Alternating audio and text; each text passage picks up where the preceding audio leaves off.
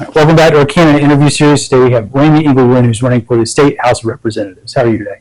Doing fine. Thank you so much for having me. Ready to get started? Yes, I am. Okay, so give us some background about yourself.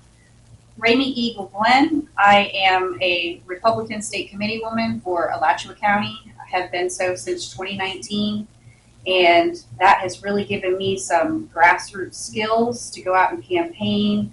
I've not only campaigned for myself, but really started door knocking in Deep Blue Gainesville in 2018 for Ron DeSantis's general election against Andrew Gillum.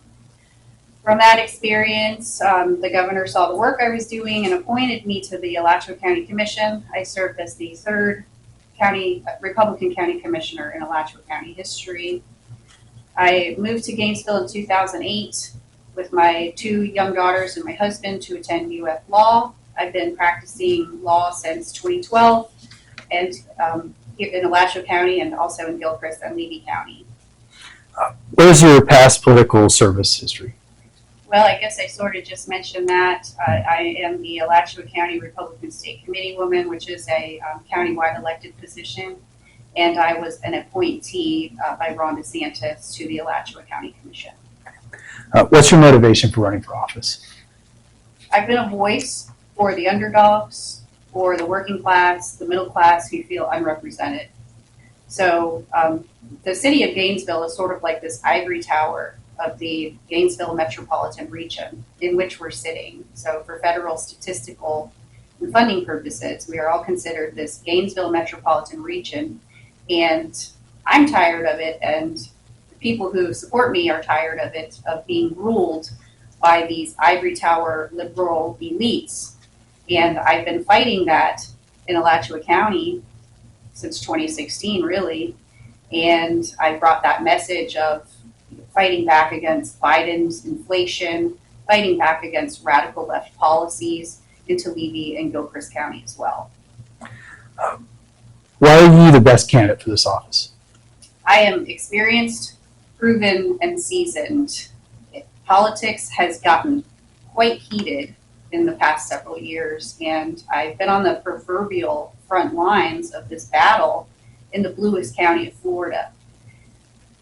So I'm tested on that Alachua County Commission against leftism.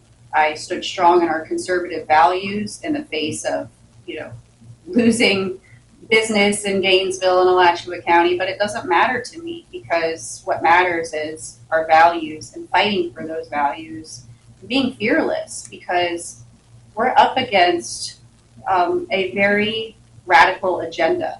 It's a global agenda, and a little place like Gainesville tries to copycat what we're seeing in places like New York City, San Francisco, and even in Europe.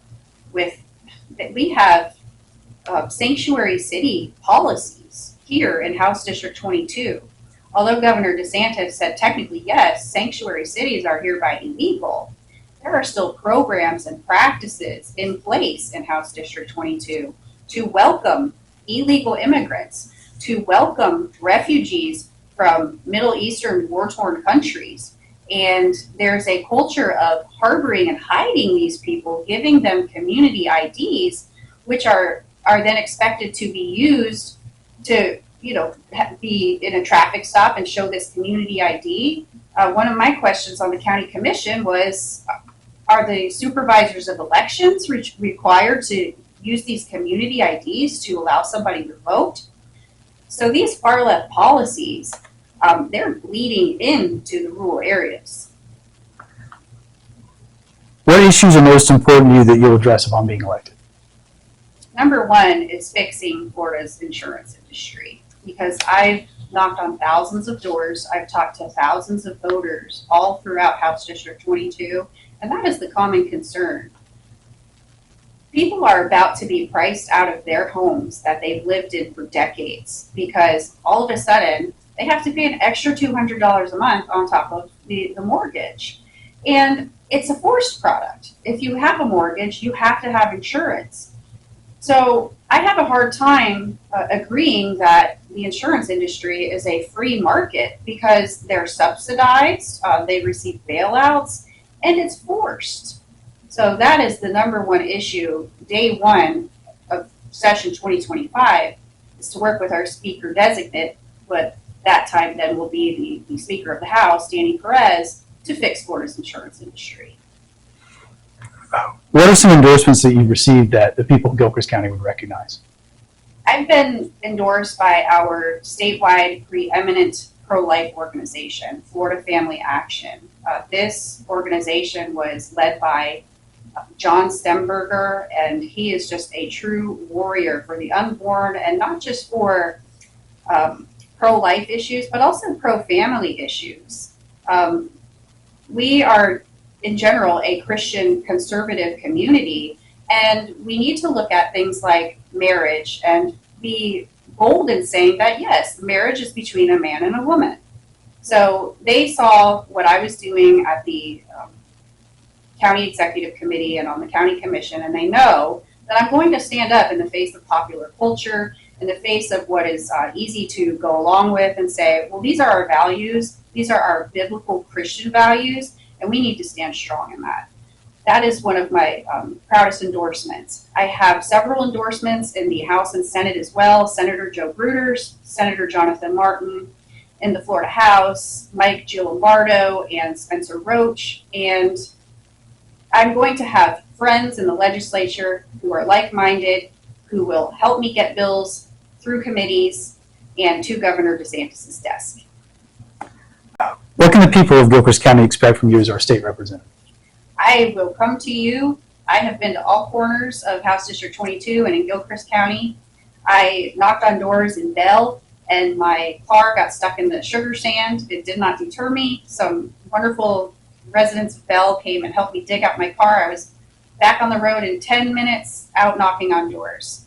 So I really listen to people. I'm going to have an open door policy, and I will come out to you. I visited farmers, I've visited other business owners and people right at their front doors.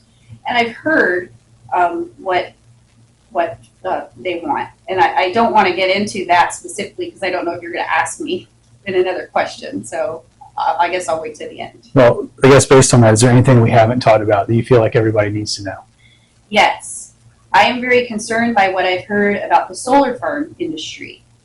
It seems to be a very divisive topic in Gilchrist County, and we talk about the rural counties being cash-strapped. That's true. So it's unfortunate that the Florida legislature and the current representative voted in favor of giving an agricultural exemption to solar farms, which, let's face it, that's an industrial operation. So we have these solar farms taking up massive amounts of farmland. They're not producing food. And they're not providing jobs, as the solar farm industry said. They're benefiting a few landowners and the utility company executives. So I propose that these need to be zoned industrial so that they're paying their fair share into our cash-strapped counties to fund police, schools, and services for children, families, and the elderly. All right, that's Raemi Eagle-Glenn for State House Representatives.